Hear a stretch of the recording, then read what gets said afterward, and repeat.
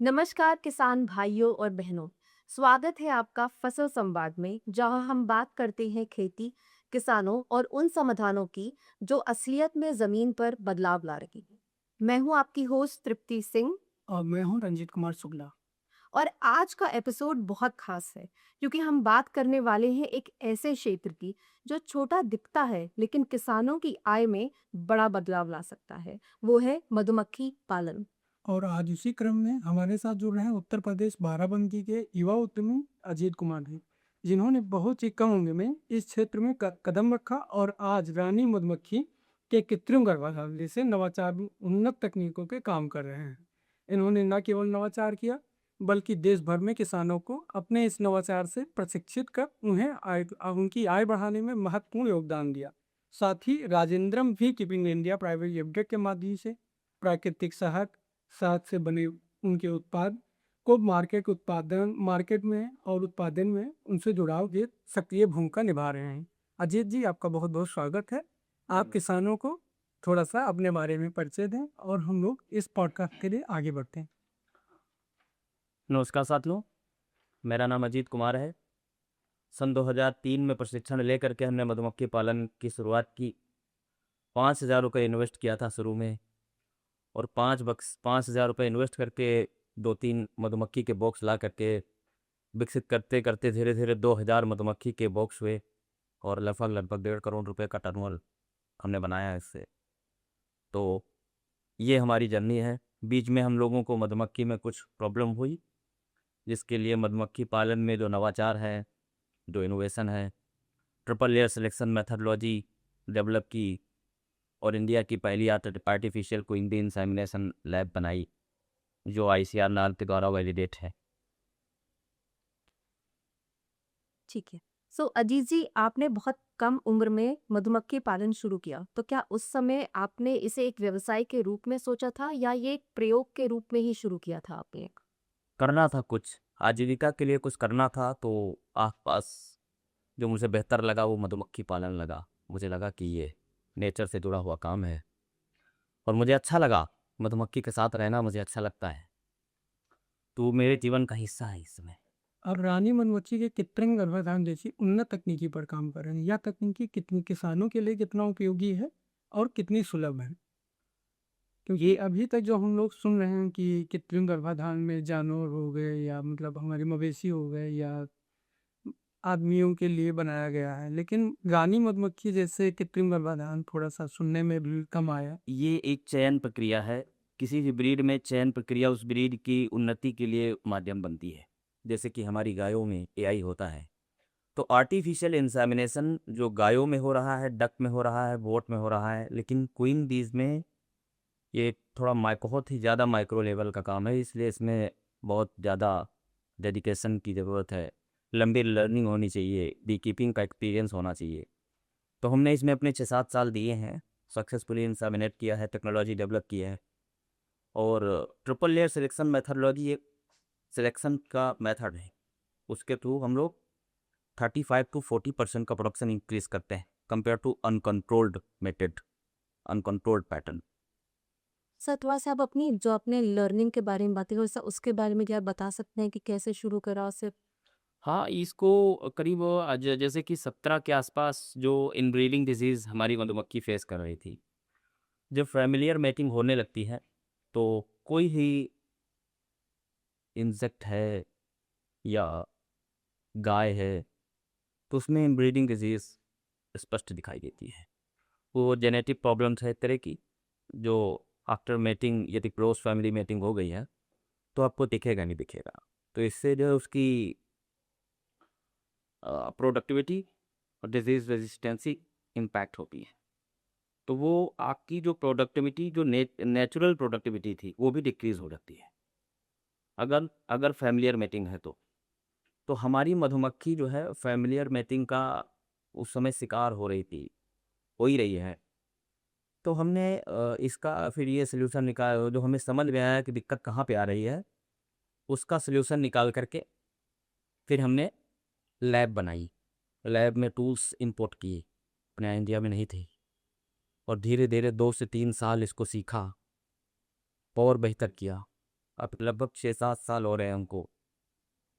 तो अब जा कर के हमने धीरे धीरे इस टेक्नोलॉजी को कम्प्लीटली रेडी कर लिया है, तैयार कर लिया है।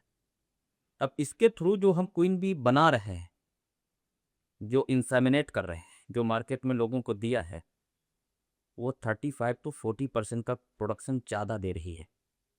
जो अनकंट्रोल्ड है, जो फैमिलियर मेटिंग हो रही है, उससे बेहतर उत्पादन है इसका। और जैसे जैसे क्रम में विकसित होती जाएगी 2 गुना तक का उत्पादन होगा इसका, हमारी मधुमक्खी का। सर आप थोड़ा सा हमारे दर्शकों के लिए ये भी बता सकते हैं कि क्वीन बी क्या होती है? ये हमारी रानी मधुमक्खी है। ये हमारे एक मधुमक्खी के बॉक्स में एक रानी मधुमक्खी होती है और बहुत सारे ड्रोन्स होते हैं। नर मधुमक्खी होती है, उसी को ड्रोन बोलते हैं। और उन्हीं ड्रोन के माध्यम से हमारी क्वीन बी मेट होती है नेचुरली। लेकिन यहाँ पे हम सिलेक्शन वाला पैटर्न यूज़ करते हैं। तो हम जिस ड्रोन को चाहते हैं, यानी जिसकी मदर कॉलोनी की प्रोडक्टिविटी सैकड़ों बक्सों में बेहतर है, उसकी ब्रीड को सिलेक्ट करते हैं इंसेमिनेशन के लिए। फिर उस ड्रोन के सीमन को हार्वेस्ट करते हैं। ये सारा काम लैब में होता है हमारी। और उसके बाद में क्वीन बी की जो मदर कॉलोनी है, उसको भी प्रिपेयर करते हैं।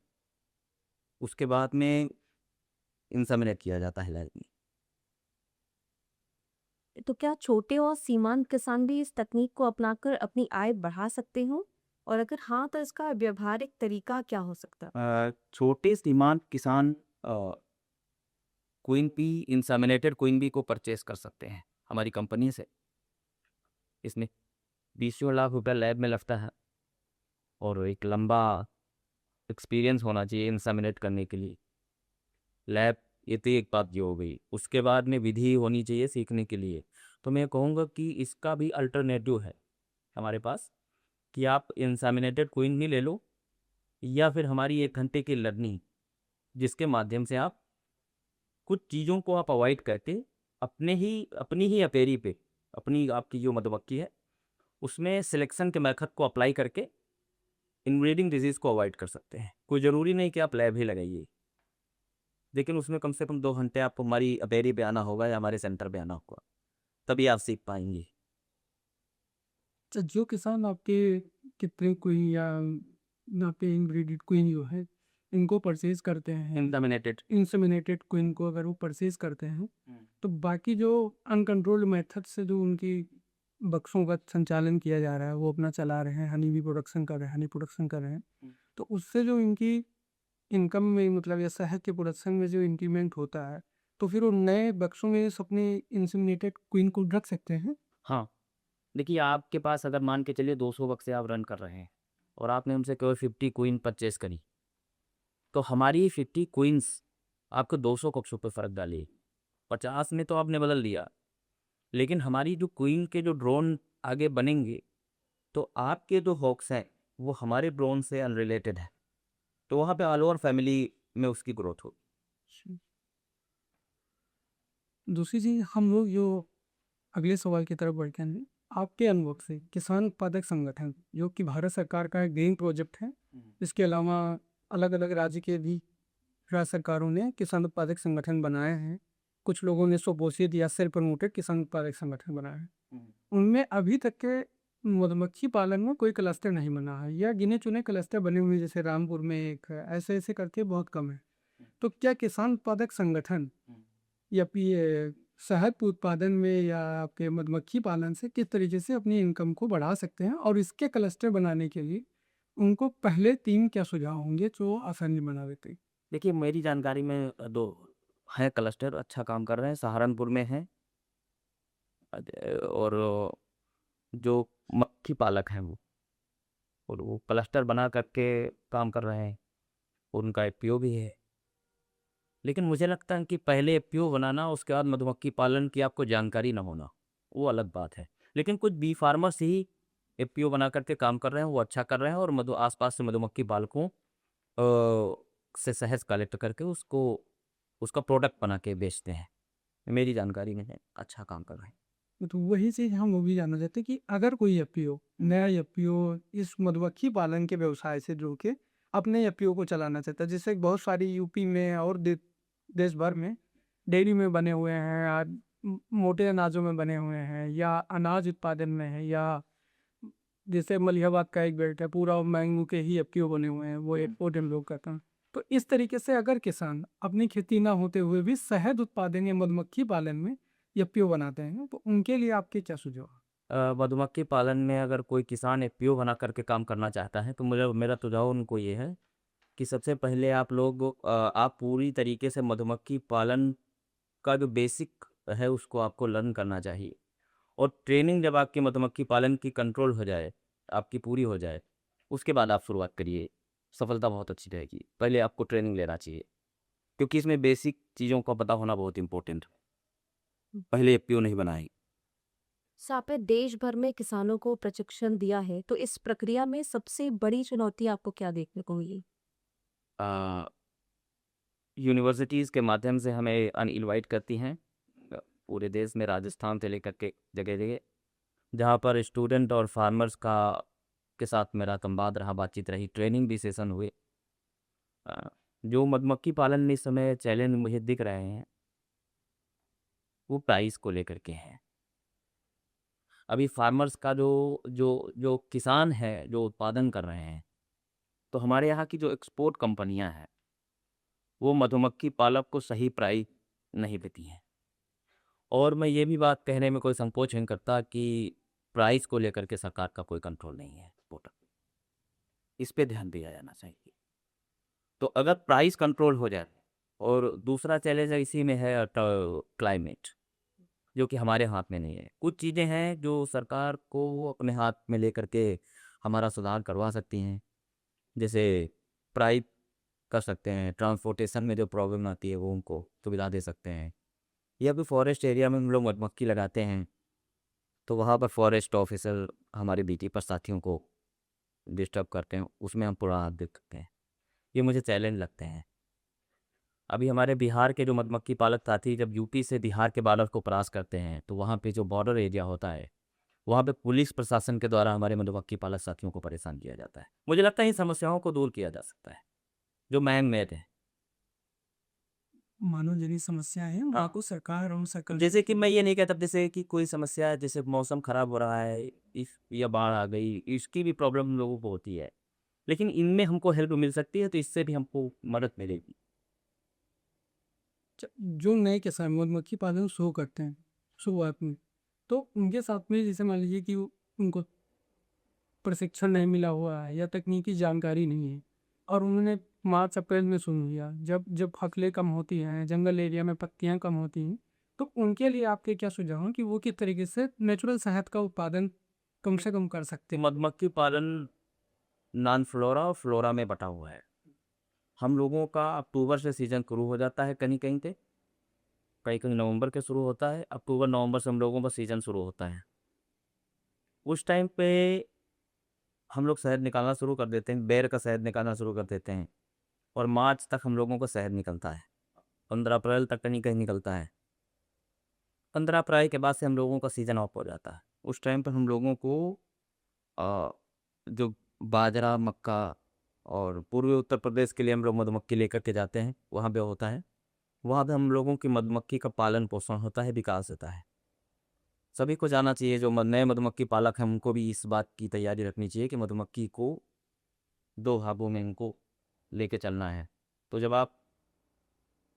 यदि आपके पास माइग्रेशन नहीं करना चाहते हैं तो आपको कोलन पेटीज या अल्टरनेटिव फीड पे डिपेंड रहना पड़ेगा। अल्टरनेटिव फीड पे हम लोग बात करते हैं कि जो शहरी खरीदार शहद के, जैसे बहुत सारे होटल रेस्टोरेंट में जाती हैं शहद, उनके कई बाई प्रोडक्ट भी जाते हैं, तो अल्टरनेटिव फीड में कोई फार्म जो शुगर पेशेंट हैं उनको फिर कैसे पता चले नहीं नहीं अल्टरनेटिव फीड्स नहीं, अल्टरनेटिव कोई हार्मफुल नहीं, अल्टरनेटिव फीड बीज को तभी दी जाती है जब हमको शहद नहीं निकालना होता है। जैसे कि आपकी गाय दूध देना बंद कर देती है, फिर भी आप उसको चारा पानी देते रहते हैं ताकि आपकी गाय सर्वाइव कर सके। हमारी मधुमक्खियों में आप देखिए, हमारे यहाँ बाराबंकी लखनऊ के आसपास फ्लावरिंग खत्म हो गई है। अभी तक सल्कों थी, लिप्टस में फूल था, अब जो अके फूल खत्म हो रहा है। हमको माइग्रेशन करना होगा, और माइग्रेशन करके हम लोग पश्चिमी उत्तर प्रदेश में जाएंगे। उस टाइम पे भी आप गर्मियों में देखेंगे तो मधुमक्खी शरबत की दुकान पे जाती है फीड लेने के लिए, अपनी अपनी अपना ज़िंदगी, ताकि वो आगे बढ़ सके। इसी तरीके से हमारी मधुमक्खी को फीड देना होता है, मगर वो उसे शहद नहीं बनाती। शहद तभी बनाएगी जब फ्लावरिंग आएगी। वो अपना जीवन चलाती है बस, उसका शहद नहीं बनता है। सर, आप राजेत्रम beekeeping India private limited के माध्यम से किसानों को मार्केट से कैसे जोड़ते हैं? ये हमारी कंपनी है राजेंद्रम बीकीपिंग इंडिया प्राइवेट लिमिटेड, जो हनी बेस्ड प्रोडक्ट बनाती है। यही क्वीन बी इंसेमिनेशन लैब को भी रन कर रही है हमारी कंपनी। हम एक हनी कैंपस के नाम से सेंटर बना रहे हैं, centre of excellence in bee research, जिसमें हम क्वीन बी की जो हमारी जेनेटिक प्रॉब्लम्स हैं, जो इनब्रीडिंग डिजीज़ हैं, उन पे हम रिसर्च कर रहे हैं। हमने ट्रिपल लेयर सिलेक्शन मेथडोलॉजी के नाम से एक मेथड डेवलप किया है, जो आईसीआर नाथ के द्वारा वैलिडेट है।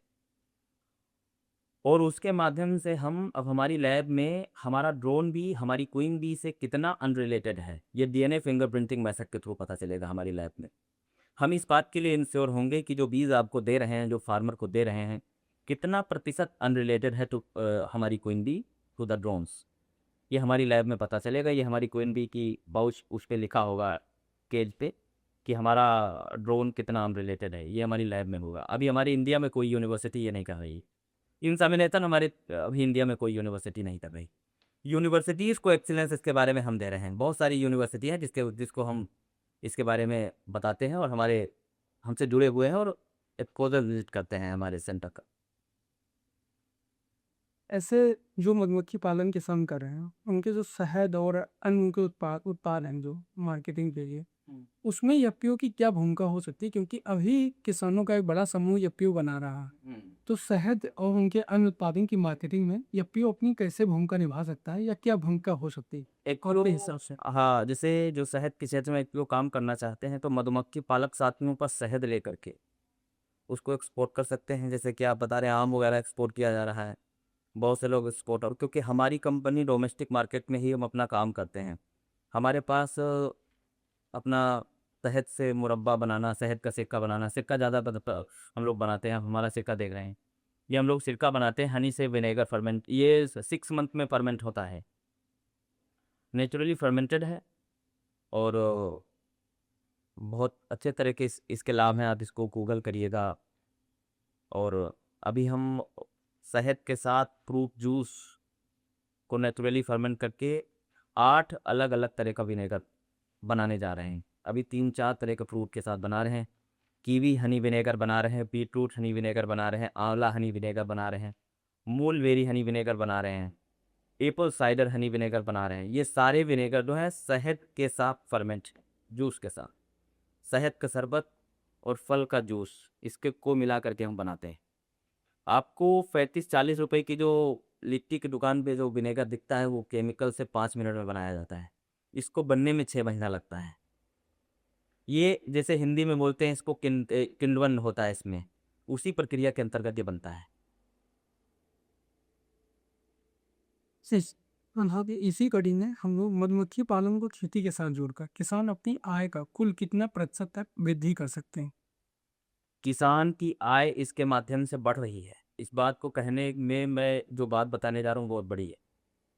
वैज्ञानिकों का दावा है, एग्रीकल्चर साइंटिस्ट का दावा है ऑल ओवर वर्ल्ड का, कि मधुमक्खी पालन से 20% से 80% तक प्रोडक्शन बढ़ता है इसके पॉलिनेशन से।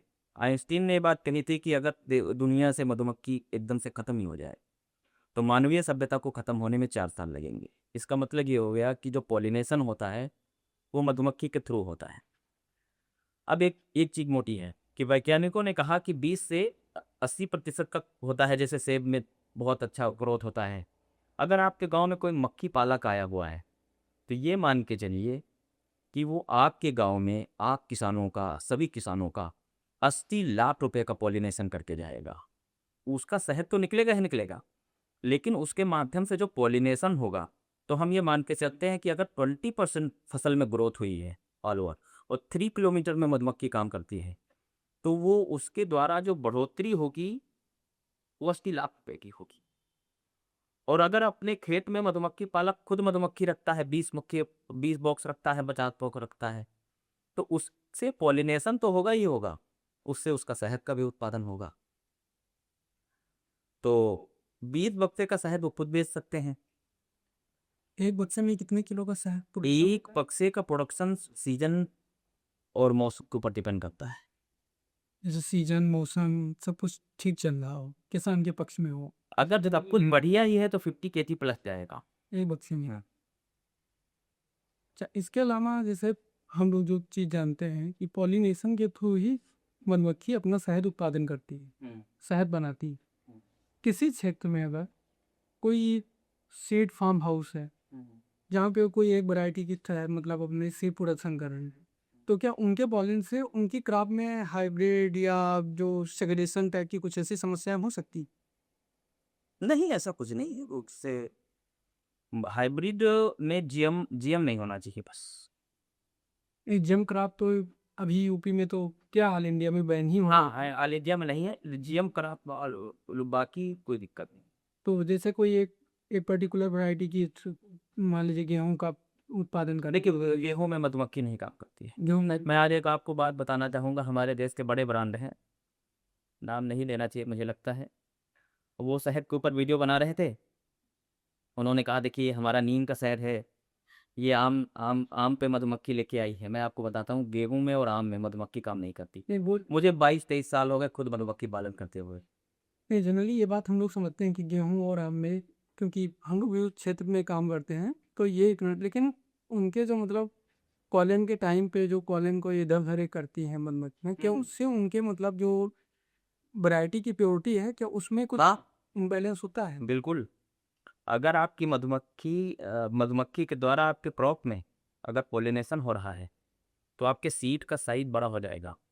यहाँ तक कि मैं आपको बताऊँ, यदि एप्पल में मधुमक्खी ना जाएगा तो एप्पल का प्रोडक्शन होगा ही नहीं। और एप्पल के बारे में बहुत बड़ी बात आपको बता रहा हूँ। उत्तराखंड और हिमाचल सरकार 1000 रुपया मधुमक्खी पालक को देती है पोलिनेशन भत्ता। ये मतलब ये जो 1000 रुपया बीकीपर को दिया जा रहा है, ये मधुमक्खी पालक की मेहनत का ये फल है कि हाँ, इसकी वजह से हमारे बाग में एप्पल बहुत आएंगी। लेकिन ये पर्याप्त नहीं है। हम मुझे लगता है कि सारे ही मधुमक्खी पालक को जहाँ भी मधुमक्खी लगाते हैं, क्योंकि हमारा एक साथी कम से कम 80 लाख रुपए का फ़ायदा करवाता है ऑल ओवर गवर्नमेंट का, तो उसको 2-4 लाख रुपए साल में पॉलिनेशन भत्ता देना चाहिए। ये उनकी मेहनत है जो आप नहीं दे रहे हैं। ऐसा नहीं है कि आप दे करके कोई एहसान करेंगे। ये तो ये चीज़ है कि आपके ऊपर है, वो आप दे नहीं रहे हो। भाई, ये मैं नहीं कह रहा, भाई वैज्ञानिक तो कह रहे हैं ना कि आपकी वजह से 20% की ग्रोथ होती है। 20% की ग्रोथ होती है तो आप जोड़ लीजिए कि 3 किलोमीटर में मधुमक्खी काम करती है, तो आपका कितना ग्रोथ हुआ। तो इसलिए मुझे लगता है कि मधुमक्खी पालक को भत्ता देना चाहिए। सर एक और एक ही सवाल है कि थोड़ा तो आप अपने प्रोडक्ट्स के बारे में हमें बताएं, और जैसे कोई एफपीओ है तो वो वैल्यू एडिशन में कैसे आगे बढ़े? वैल्यू एडिशन आपको हमारे बहुत साथी कर रहे हैं, मैं भी कर रहा हूँ। मैं तो विनेगर बना रहा हूँ 8 अलग अलग तरह का। आपको बता दूँ, बहुत कम शहद लगता है इसमें। और ये आधा लीटर की हमारी बोतल है। ये 220 रुपए की बोतल हम लोग बेचते हैं, आधा लीटर की। और इसको हम किचन प्रोडक्ट के रूप में बेच रहे हैं। मतलब कि आप इसको ले जा करके आप सलाद वगैरह आपके पास है तो आप इसको थोड़ा सा सलाद में डाल लें।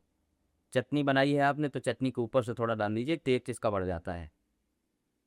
लेकिन मुझसे जो लोग खरीद के ले गए वो अलग तरीके से इसको यूज़ कर रहे हैं, उन्होंने मुझे बाद में बताया। तो मुझे फ़ोन किया कि अपना विनेगर दे दो मुझे, बहुत इमरजेंसी है। हमने कहा ऐसा भी क्या विनेगर? तो कहा क्योंकि हम लोग इसको सुबह पहर पानी के साथ लेते हैं। तो हमने कहा ये तो मुझे भी नहीं पता था। कहा कि हम लोग इसलिए लेते हैं क्योंकि सुबह पहर सुबह टाइम पे हम लोग, इससे हमारा जो है पेट का जो है फैट कम हो रहा है। तो ये बात उन कस्टमर ने मुझे बताई। तो लखनऊ में आता है, कई जगह आया है, लोग लेते हैं। और ये सुबह नींबू की जगह पे विनेगर लेते हैं। ये मैंने कभी ये दावा नहीं किया, ये कस्टमर ने लोगों ने जिन लोगों ने हमसे खरीदा बताया। हमने कहा ये तो मेरे लिए भी बहुत बड़ी बात। और ये देखिए, ये गार्लिक मुरब्बा है, ये इम्यूनिटी बूस्टर है और बहुत अच्छा ब्लड थिकनर है। ये 1 चम्मच लेने पे ये आपको बता देगा कि 24 घंटे में आपने क्या खाया। बहुत एनर्जी होती है इसमें, हाई एनर्जी। तो ये वैल्यू एडिशन है। 1000 रुपये किलो इसका प्राइस है। इसमें शहद पड़ा हुआ है, ये भी फर्मेंटेड, इसको फर्मेंट करना पड़ता है। और मुरब्बा इसको हम बोलते हैं, गार्लिक हनी मुरब्बा। और ये हमारा फॉरेस्ट हनी है, इसको हम अलग पैक करते हैं। जैसे हमारे यहाँ इंडिया में जमे हुए शहद का स्वाद लोगों को नहीं मिलता, नहीं आता है, वो जमा हुआ शहद खाना नहीं पसंद करते हैं। आप देखते होंगे कहीं से शहद लेके आए, जम गया। जमा हुआ शहद नकली नहीं होता है, वो मस्टर्ड है। तो कभी भी जमे हुए शहद को नकली ना समझें। लेकिन यदि आपका लिक्विड में टेस्ट है तो आप फॉरेस्ट हनी ले सकते हैं, वो नहीं जमता है। अभी हम लोगों का बिहार का सीजन कंप्लीट हुआ है, लीची हनी है। लीची का फ्लेवर नहीं है, लीची के फूल पे मधुमक्खी ने काम किया है और लीची के फूल का शहद है। इस तरीके से अलग अलग तरीके का शहद है। आप ड्राई फ्रूट के साथ हम बना रहे हैं, ड्राई फ्रूट डिपेड हनी में डिपेड ड्राई फ्रूट बना रहे हैं, वो भी जिम जिम में हमारा जाता है। इस तरीके से हमारा, इसी तरीके से आप हमारे किसान साथी चाहें तो कर सकते हैं। सर, एक या दो महत्वपूर्ण बातें, सजेशन जो आप देना चाहते हैं उन किसानों को जो काम शुरू करना चाहते हैं मधुमक्खी पालन में, या ऑलरेडी कर रहे हैं, या उनको रास्ता नहीं समझ में आया और शायद वो नहीं कर पा रहे हैं कहीं से। देखिए, अगर हमारे मधुमक्खी पालक साथी हैं, वो समझदार हैं वैसे, लेकिन मुझे सजेशन यही देना है उनको कि अपने शहद का अपना ब्रांड बनाइए, वैल्यू एडिशन करिए। आपके पास यदि 100-200 बाल्टी शहद है, उसको बेचना कोई बहुत बड़ी बात नहीं है। मेरी डिपेंडेंसी ख़त्म हो गई है एक्सपोर्टर पे और ट्रेडर पे। मैं अपना खुद शहद अपना खुद बेचता हूँ, यहाँ तक कि मुझे लेना पड़ता है किसान से। तो मैं बाहर क्या युद्ध हो रहा है, क्या हो रहा है, मेरे ऊपर इसका कोई फ़र्क नहीं है। सत्ता हो जाए, अमेरिका ने टैरिफ लगाया है कई तरह का, उससे शहद सस्ता हुआ है, लेकिन मेरे ऊपर कोई फ़र्क नहीं। मैं आज भी 460 रुपये किलो शहद बेचता हूँ अपना, जबकि मैंने खरीदा, इस बार खरीदा भी है। अब मुझे अब अपना कम पड़ जाता है अपनी फार्म से, तो मुझे लेना पड़ता है। अभी बहुत ज़्यादा मात्रा में मुझे खरीदना पड़ेगा, क्योंकि जब डिमांड हमारी बढ़ जाएगी तो मुझे लेना पड़ेगा। भाई, मेरी कैपेसिटी केवल 2000 मधुमक्खी के बॉक्स की है, 2000 ही पालते हैं। सर, जैसा कि आपके उत्पाद की घरेलू बाजार में उपलब्धता कैसे है, और अगर कोई आपसे घरेलू उपयोग के लिए लेना चाहे तो B2B या B2C में किस तरीके से आपसे संपर्क कर सकता है और कैसे उसको मिलेगा। और दूसरी जो सबसे बड़ी बात हम लोग डील करते हैं या बात करते हैं किसानों के लिए, कि अगर हम कोई इंटरनेशनल ट्रेड में मार्केट में जाते हैं, चाहे पेडा के थ्रू या किसी के थ्रू, तो आपकी उपलब्धता वहाँ पे कैसे है। क्योंकि अभी हमारी private limited company just register हुई है। अभी हम क्योंकि किसान हैं और उसका उत्पादन ही कर रहे थे, लेकिन हम इसका वैल्यू एडिशन करके अब इसको बेच रहे हैं। तो ये विनेगर और गार्लिक मुरब्बा और हनी हमारे दो प्रोडक्ट हैं। अभी हम इसको कुरियर के थ्रू भेज रहे हैं अपने साथियों के पास। तो स्क्रीन पर नंबर है, आपको कॉल करिए, आपको भेज देंगे। दूसरी चीज़ की जो किसान उत्पादक संगठन या किसान भाई शहद उत्पादन कर रहे हैं, जिनके पास में मार्केट कोई नहीं है, लेकिन वो फिर भी कर रहे हैं, तो अगर वो आपको देना चाहें तो क्या आप उनके उत्पाद को खरीद सकते हैं। देखिए, जब हम हनी किसी से लेते हैं तो मेरे पास दो चीज़ें हैं। एक तो हम अपने खुद के लिए पैक करते हैं, तो मेरा खुद का मधुमक्खी पालन का काम है, अपना शहद अपने काम में यूज़ करते हैं। यदि किसी मधुमक्खी पालक से हम शहद लेते हैं तो पहले सैंपल लेते हैं, रिपोर्ट आती है, उसके बाद उसका शहद परचेज करते हैं। मेरे लिए इम्पोर्टेंट, उसके बाद में हम ले लेते हैं। उनके क्वालिटी पैरामीटर हाँ, के हिसाब से डिसाइड क्वालिटी पैरामीटर्स है तो ले लिया जाता है। बहुत धन्यवाद। तो इसी के साथ हम आज का संवाद यहाँ पर समाप्त करते हैं। सर, बहुत शुक्रिया।